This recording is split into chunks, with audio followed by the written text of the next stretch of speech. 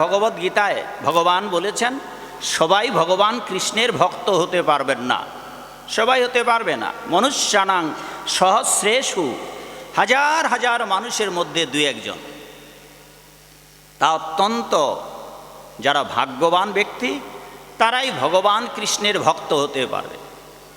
আপনি জগতে দেবদেবীর ভক্ত হতে পারবেন, মা বাবার ভক্ত হতে পারবেন, জনগণের সেবা করার জন্য জনদরদি হতে পারবেন, কিন্তু গোবিন্দের ভক্ত হওয়ার জন্য স্বীকৃতি হওয়ার জন্য আপনার বহু জন্মের ভাগ্য লাগবে। শুরু করি এই শ্লোক দিয়েই যে বহু জন্মের ভাগ্য না থাকলে জগতের সবার ভক্ত হতে পারলেও ভগবানের ভক্ত হতে পারবেন না। যজ্ঞানুষ্ঠান উপলক্ষে আজকের অধিবাস দিবসে ভাগবত অনুষ্ঠান, সমাগত ভক্তবৃন্দ, আমার গুরু ভ্রাতৃবৃন্দ, সভাপতি সেক্রেটারি সহ কমিটির সদস্যবৃন্দ, অনুষ্ঠানের পরিচালনা পারিষদবৃন্দ, দূর দূরান্ত থেকে আগত ভক্তবৃন্দ, বৈষ্ণববৃন্দ, মায়েরা, সবাইকে আন্তর্জাতিক কৃষ্ণ ভাবনামৃত সংঘ ইসকন বাংলাদেশ তথা দিনাজপুরের পক্ষ থেকে আমি আপনাদের সকলকে সভক্তি প্রণাম জানাই। সকলে আমার ভুলুণ্ঠিত প্রণাম গ্রহণ করুন।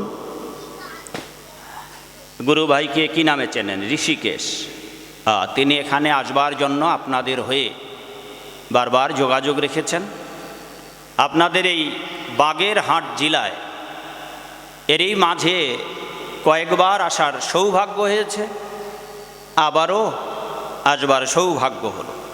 পুনরায় আপনাদের সঙ্গে এখানে যারা আছেন আমার পরিচিত কয়েকজন, আমার গুরু ভাইরাও যারা অন্যান্য জায়গায় আমার কথা শুনতে গিয়েছিলেন।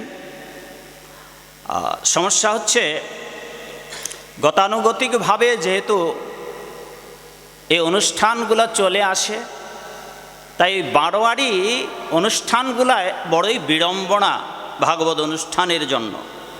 সচরাচর মানুষের একটি ভাবনা কাজ করে, অধিবাসের দিন কি আর যাব, হরিবাসরেই যাব। তাই ভাগবত আসরে এমনিতে মানুষের আগ্রহ নেই। আর না জানি এখন বাজে 9টা, নিশ্চয়ই গ্রামের মানুষ তো কি কয়টায় ঘুমায় আপনাদের গ্রামের লোক ঘুমানো শুরু করেনি নাকি সবাই এখানে আসবার জন্য প্রস্তুত হচ্ছে? সময়ে বলে দেবে। ভাগবত আসরে এত বড় সুন্দর একটা মন্দির, চারিদিকে লাইটিং ডেকোরেশন, আর এখন 9টা বাজতেছে, 6টায় সন্ধ্যা হয়ে যায়, 3 ঘন্টা অতিক্রম হয়ে গেল। আপনারা এখনও ঘুরোঘুরি করছেন। উদ্দেশ্য আগামীকাল থেকে হরিবাসর হবে। একবার কৃষ্ণ নামে যত পাপ হরে, জীবের সাধ্য নাই তত পাপ করে যাব একদিন। মানুষের টার্গেট থাকে হরিবাসর। এই ভাগবত আসর যেহেতু আগের দিন অধিবাসের দিন, এইটা জনগণের কাছে, বিশেষ করে আমাদের হিন্দু মানুষরা ধর্মের ব্যাপারে তো সম্পূর্ণ উদাসীন। তারা অধিকাংশ মানুষ how much earn money, how much enjoy, how much families develop, this that নিয়েই ব্যস্ত। কি করে ভালো করে আরাম আয়েশে কাটাবো, কি করে জীবনটাকে আরও ভোগ করব, কি করে সুখে থাকব। কিন্তু জীবন তো 1000 বছরের নয়। বাবু কিছু না মনে করলে আপনারা ভেতরে এসে বসতে পারেন, আর নাইলে দাঁড়িয়ে থাকতে কতক্ষণই বা থাকবেন? কৃপা করে বসুন, এখানেই বসুন।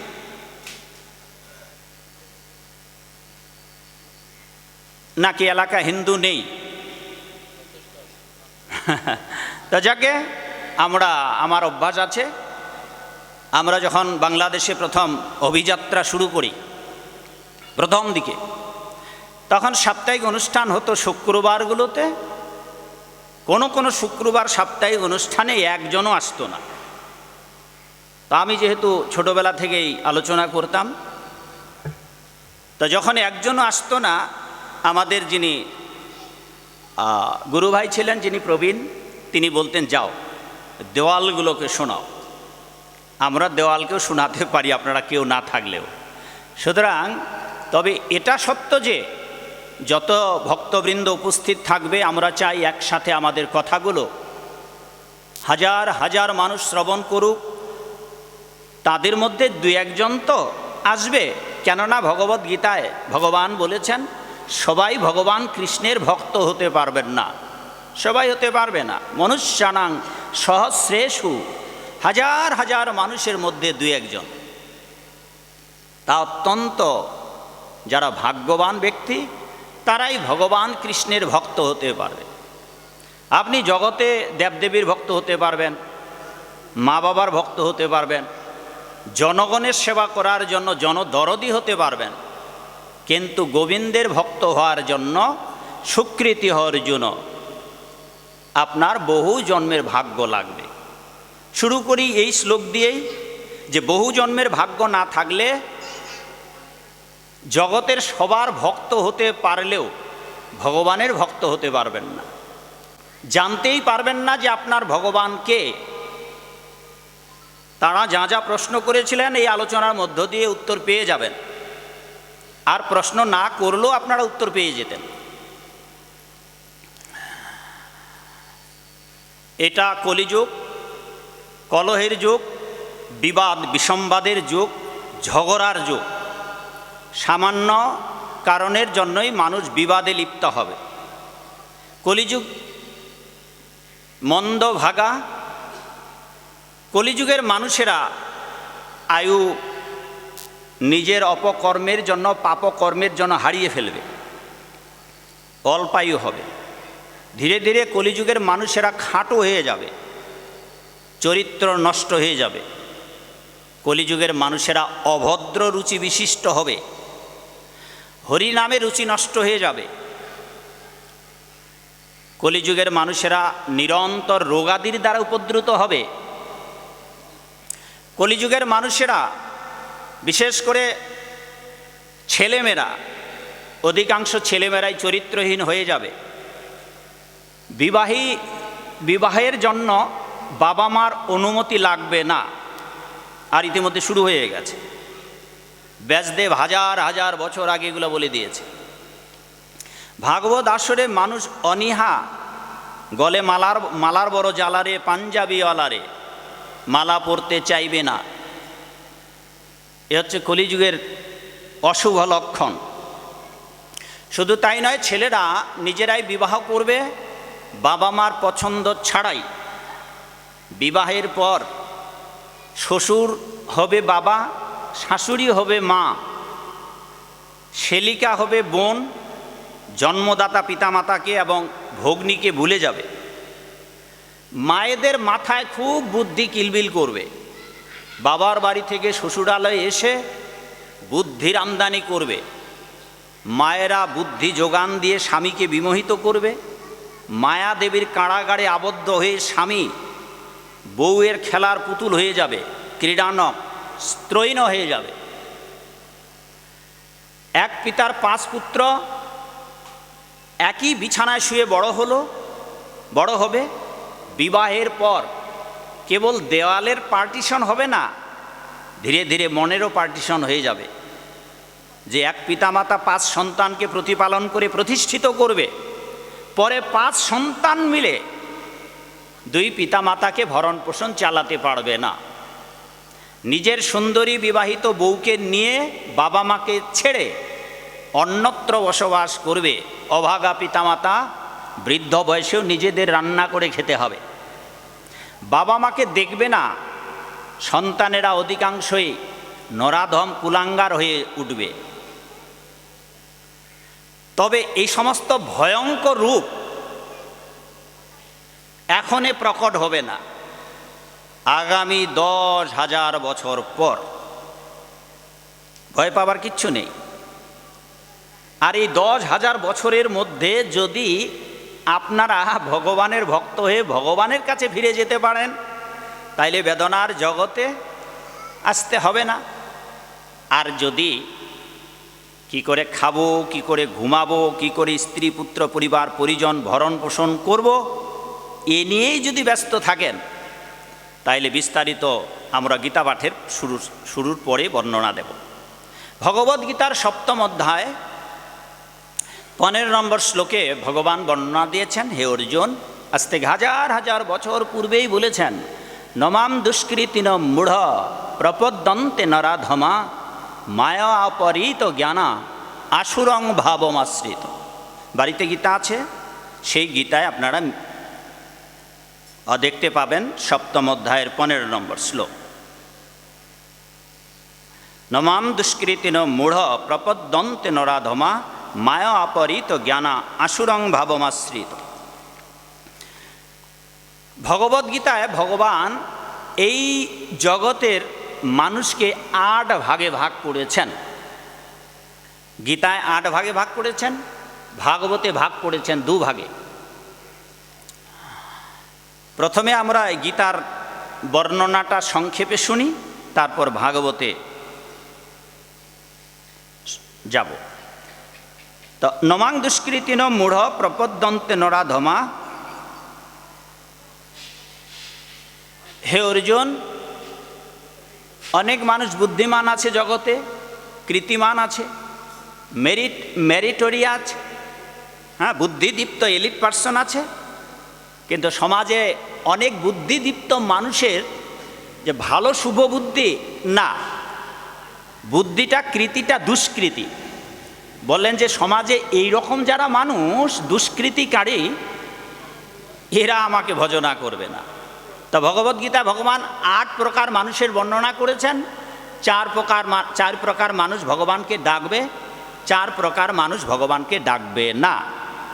এখানে যারা আপনারা উপস্থিত আছেন বা দূর থেকে যারা শ্রবণ করছেন, নিজেরাই বিচার করবেন আলোচনার মধ্য দিয়ে যে আপনি কার দলে, আপনি ভগবানকে ডাকার দলের ভদ্রলোক নাকি না ডাকার দলের ভদ্রলোক।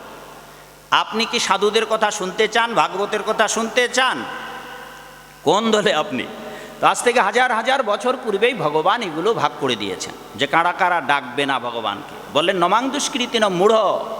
সমাজের অনেক ব্যক্তি আছে যারা মূঢ় টাইপের, ননসেন্স, যাদেরকে গাধার সঙ্গে তুলনা করা হয়েছে। সমাজের কিছু লোক আছে নিজের বাবা মা 14 গোষ্ঠী দাদু দিদার পূর্ব বংশের লোকদের দোহাই দিবে।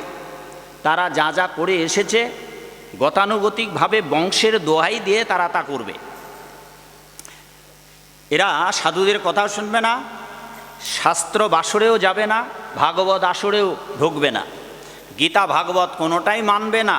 12 মাসে 13 পার্বণ, দুর্গা পূজা, কালী পূজা, লক্ষ্মী পূজা, সরস্বতী পূজা, তাদের দৃষ্টিভঙ্গিতে এটাই ধর্ম। খাবো দাবো, পূজা পার্বণ করব, যেমন খুশি তেমন নাচব। এই রকম লোকদেরকে ভগবদ্গীতা বলেছে এরা হচ্ছে মূঢ়। তো মূঢ় না বুঝিবে গূঢ়, নমাং দুষ্কৃতিন মূঢ় প্রপদ্যন্তে নরাধমা। সমাজের প্রথম শ্রেণীর মানুষ যারা মূঢ়, সংসার ভজিলি গৌরাঙ্গ ভুলিলি, না শুনিলে সাধুর কথা, ইহকাল পরকাল দুকাল খোয়াবে খাইবে আপন মাথা। এই শ্রেণীর মানুষেরা মা সাধুদের কথা শুনবে না, ভগবানের কথা শুনবে না, ওই বাপ 14 গোষ্ঠীর দোহাই দিয়ে যা জেনেছে শাস্ত্রগ্রন্থ পড়বে না। অন্যের শোনা কথায় নিজের জীবন পরিচালিত যারা করেন, হে অর্জুন, এরা আমাকে ভজনা করবে না। এরা হচ্ছে মূঢ়, গাধা। দ্বিতীয় শ্রেণীর মানুষেরা হচ্ছে নরাধম। প্রপদ্যন্তে নরাধমা, আপনার উচ্চ কুলে জন্ম, সৃষ্টির সেরা কুলে মনুষ্য কুলে জন্ম, আপনার ব্রাহ্মণ কুলে জন্ম, ক্ষত্রিয় বংশে জন্ম, সমস্ত সৃষ্টি শ্রেষ্ঠ জীব, এমন উত্তম কুলেতে জন্ম নেবার পরেও হে অর্জুন, যারা নরের অধম নিচের কাজ করে, এরা আমাকে ভজনা করবে না, এরা আমাকে ডাকবে না। বৈষ্ণব কবি তাই খেদ করে পদে বলেছেন, এমন কি লাগি আইলি ভবে, এমনও জনমে হরি না ভজিলি, সে তুই মানুষ কবে। এটা ফ্যানটা দেওয়া হয়নি? হ্যাঁ দেন। ওদিকে দিয়েছেন।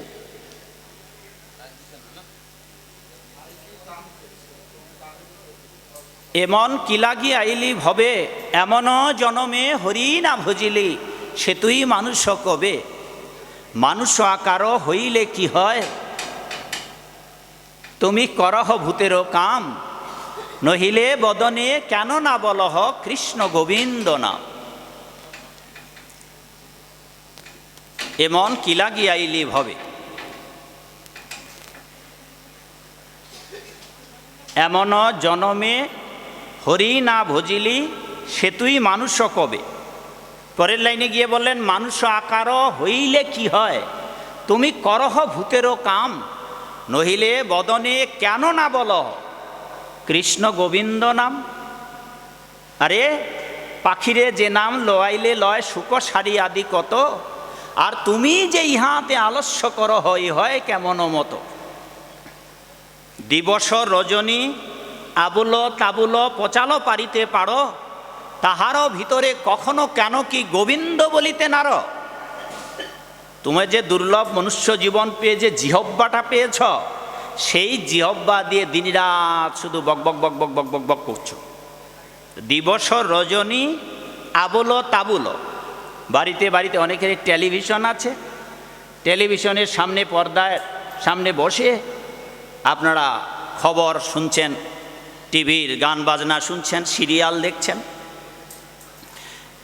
খবরের কাগজ পড়ছেন, অথবা চায়ের হোটেলে গিয়ে সময় কাটিয়ে বকবক করছেন।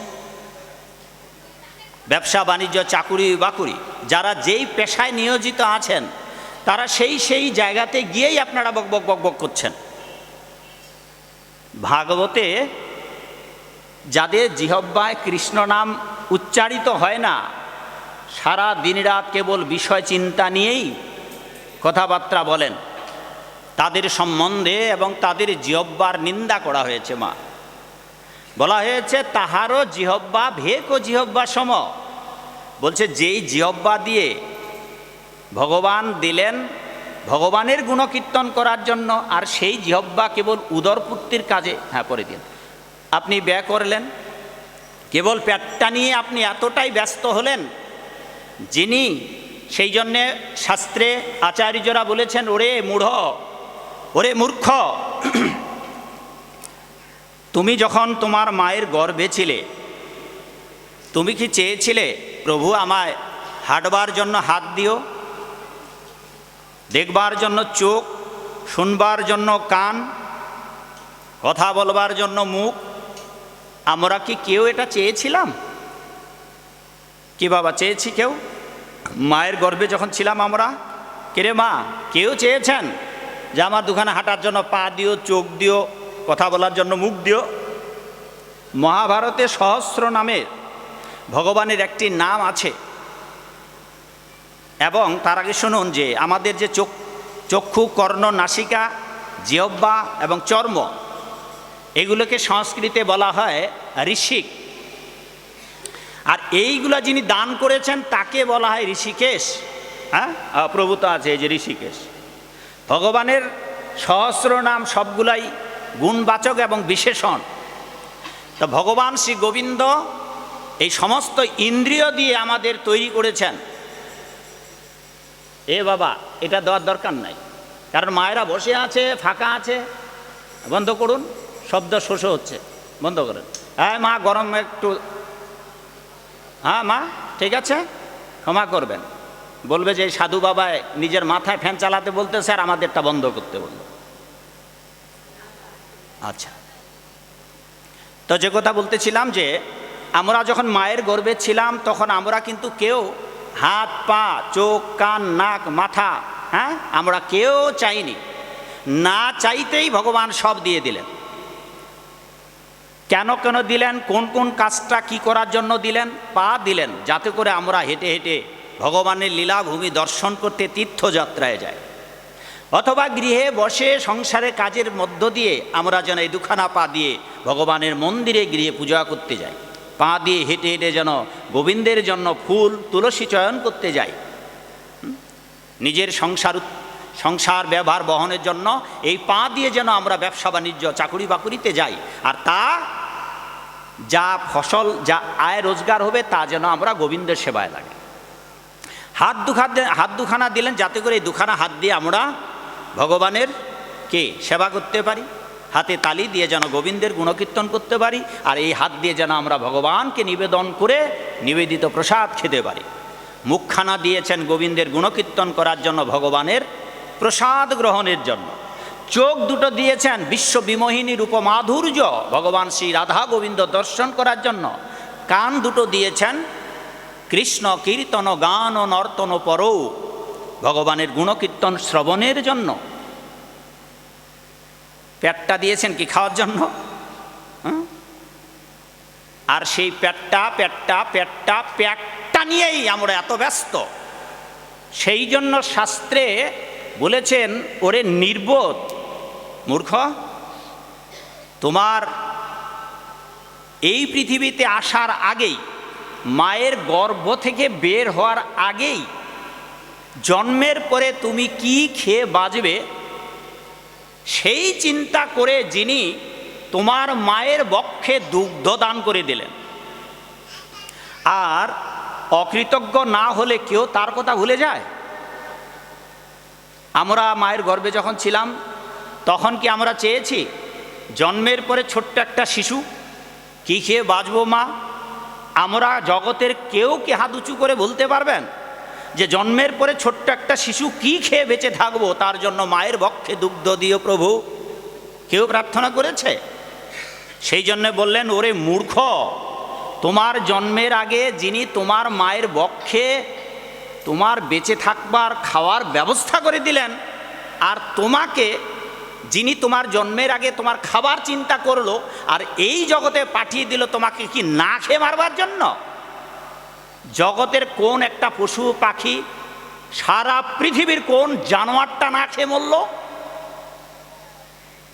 আর তোমরা বুদ্ধিমান সমস্ত সৃষ্টি শ্রেষ্ঠ জীব, তোমরা না খেয়ে মরতেছ, এর জন্য তোমরা দায়ী।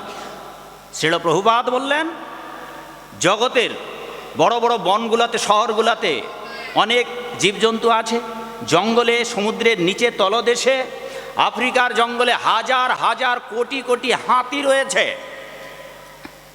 আমাদের বাংলাদেশে বঙ্গোপসাগর আছে, আপনাদের এলাকায় নদী নালা খালবিল আছে, এই নদীর নিচে অনেক প্রাণী আছে। আপনাদের এলাকাতে পিঁপড়া, মশা মাছি আছে, এগুলাকে কেউ খেতে দেয়? একটু আগে এখানে শত শত এই যে পোকাগুলো, এরা প্রাণ ধারণ করে বেঁচে আছে, উড়ে বেড়াচ্ছে, এদের খেতে দেয়? তা শাস্ত্রে বলল 84 লক্ষ প্রজাতি, তার মধ্যে এক প্রজাতি আমরা, বাকি অন্য সব। পাখিরা ফসল বোনে না, পাখিরা কাটে না, জীবজন্তু জানোয়ারেরা, তাদের অফিস আদালত নেই, তাদের স্কুল কলেজ নেই, তারা ফসল বোনে না, তারা কাটে না। ওরে বোকা, পিঁপড়ার একটা দানা আর হাতির কয়েকশো কিলো, 300 কিলো সব যোগান দিচ্ছেন ভগবান, আর তুমি তোমার পেটটা নিয়েই ব্যস্ত। ঠিক আছে, দুপায় দৌড়াও, ব্যবসা বাণিজ্য, চাকুরি বাকুরি করো, এই মনুষ্যকুলে জন্মগ্রহণ করে দুখানা পা নিয়ে দৌড়াচ্ছ। আমাদের সনাতন শাস্ত্র জন্মান্তরে বিশ্বাসী, কর্মফলে বিশ্বাসী, যে যেমন কর্ম করবে, যেমন কর্ম, সবাই জানেন প্রবাদ বাক্যটা বাবা, তেমন ফল। তা ঠিক আছে, এই মনুষ্যকুলে জন্মগ্রহণ করে নমাং দুষ্কৃতেন মূঢ় প্রপদ্যন্তে নরাধমা, মানবেতর জীবন যাপন করে যিনি তোমার সব কিছু দিয়ে দিলেন, যাকে তোমরা লাফালাফি করছো, একটা সর্ষের দানা তৈরি করতে সারা পৃথিবীর লোক পারবে না। এখন আপনাদের এলাকায় ধানের সিজন, দেখলাম আসবার সময় দুদিকে মাঠে ধান কাটা শুরু, প্রায় শেষ। আচ্ছা বাবা, ধানে যদি চাল না হয় কি বলো মাগো আপনাদের দেশে? হ্যাঁ, ধানে চাল হয়নি, চিঠা। আচ্ছা, সারা দেশের লোক চিঠার মধ্যে একটা চাল তৈরি করা যাবে? তুষে পার দিলে চাল হবে? তা বাহাদুরি কি খেয়ে করবেন যদি ভগবান চাল না দিত? জগতের মানুষের চাল, ডাল, সর্ষে দানা, মাগো তরকারি যে রান্না করে একটা মশলা ছোট্ট, সেই দানাটুকু পর্যন্ত জগতের কারও তৈরি করার ক্ষমতা নেই। তারপরে বাহাদুরি যিনি দিলেন তার কোনো খবর নাই। ভগবদ্গীতা ভগবান বলেছেন এই জগতের যা কিছু সব আমার থেকে এসেছে আর সব আমার সম্পত্তি। আপনারা আপনাদের বাড়ি থেকে এসেছো মাগো, যার যার বাড়ির ভিটা থেকে এসেছেন বাবা, ওই ভিটাটা জমিটা হয়তো আপনার বাপের ঠাকুর দাদার পৈতৃক প্রাপ্য সম্পত্তির ভিটা। ভিটাটা আপনার বাপের 14 গোষ্ঠীর হলেও ওই ভিটার একটা ধূলিকণা আপনার বাপ, আপনার ঠাকুর দাদা, আপনার 14 গোষ্ঠী একটা ধূলিকণা তৈরি করতে পারবে না, আর পৃথিবীর কেউ পারবে না। তাই ভগবান বললেন সব আমার সম্পত্তি। আর যিনি আমাদের ভোগের জন্য এদিকে দিয়ে দিলেন সব কিছু, এমন ভোগী সাজলাম। ভগবদ্গীতা ভগবান বললেন যে আমি ভোক্তা, তা ভগবানকে ভোক্তা বাদ দিয়ে আমরা নিজেরা ভোক্তা হয়ে গেলাম। ভগবদ্গীতা ভগবান বলেছেন পঞ্চম অধ্যায়ের 19 নম্বর শ্লোকে, ভোক্তারং যজ্ঞ তপস্যাম সর্বলোকমহেশ্বর। জগতের একমাত্র ভোক্তা পরমেশ্বর ভগবান। আর এই জগতের যারা আমরা আছি তাদের উচিত সেই পরম ভোক্তা ভগবান শ্রী গোবিন্দকে উৎসর্গ করে খাওয়া। আমরা সেটা করছি না, আমরা শুধু শান্তির পিছনে দৌড়াচ্ছি। এই শ্লোকটির দ্বিতীয় লাইনের দ্বিতীয় পেড়াতে বলছেন জগতের লোক শান্তি পেতে চায়, আর ভগবান বলেন এই জগৎটা হচ্ছে দুঃখের আলয়, এখানে থেকে শান্তি পাবেন না। কি করে শান্তি পাবেন উপায়টা বলে দিলেন ভগবদ্গীতার পঞ্চম অধ্যায়ের 19 নম্বর শ্লোকে, না 29 নম্বর শ্লোকে বললেন, জ্ঞাত্বা মাম শান্তিমিচ্ছন্তি।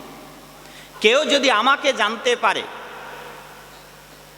তবেই সে শান্তি লাভ করবে। ভগবদ্গীতায় ভগবান বললেন, কেউ যদি, কৃষ্ণ বললেন যে আমাকে জানতে পারে তবেই শান্তি পাবে। আর ওই কৃষ্ণই যখন নদিয়ায় এলেন তখন বললেন শান্তির পথ কীর্তনীয় সদাহরি। যদি কলিযুগে জন্ম লাভ করে শান্তি পেতে চাও, কৃষ্ণ কীর্তন গান ও নর্তন পড়ো, নাচো গাও কর সংকীর্তন, বড়ই মধুর মহাপ্রভুর বচন।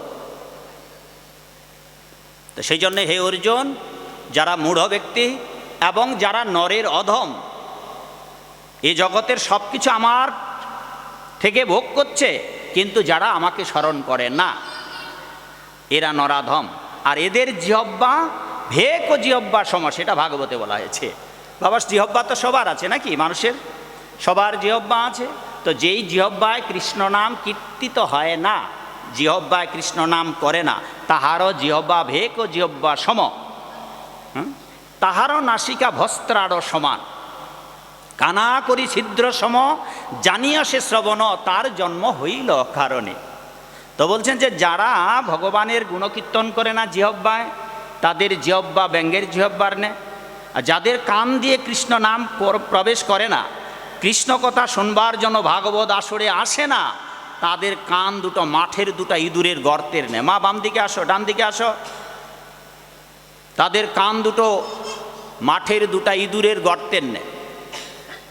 আর নাক, ভাগবতে বলা হলো বৃক্ষরা, পশু পাখিরা কি নিঃশ্বাস নেয় না বাবা? পশু পাখিরা নিঃশ্বাস নেয়, হাতি ঘোড়া বাঘ ভালুক কুকুর শিয়াল সবাই নিঃশ্বাস নেয়। তোমরাও নিঃশ্বাস নাও, ওরাও নিঃশ্বাস নেয়, তোমরাও নাও। ওরা ঘুমায়, মাগো ঘুমায় পশু পাখিরা, আমরাও ঘুমাই। আমরা আহার করি ক্ষুধার্ত হয়ে, তৃষ্ণার্ত হয়ে জল খাই, ওরাও খায়। হ্যাঁ, যদি আমরা আরও নিচে নেমে বলি, যারা ঠাকুর আছে তারাও খায়, কুকুরও খায়। ঠাকুরও ঘুমায়, কুকুরও ঘুমায়। ঠাকুরের খাওয়া দাওয়া উন্নত, কিন্তু উদ্দেশ্য একটাই, ক্ষুধা। কুকুরও ক্ষুধার জন্যই বিষ্ঠা খায়, ঠাকুরও ক্ষুধার জন্য প্রসাদ খায়। উদ্দেশ্য একটা, উপাদানগুলো আলাদা। ক্লান্ত হয়ে কুকুরও ঘুমিয়ে পড়ে, ক্লান্ত হয়ে ঠাকুরও ঘুমিয়ে পড়ে।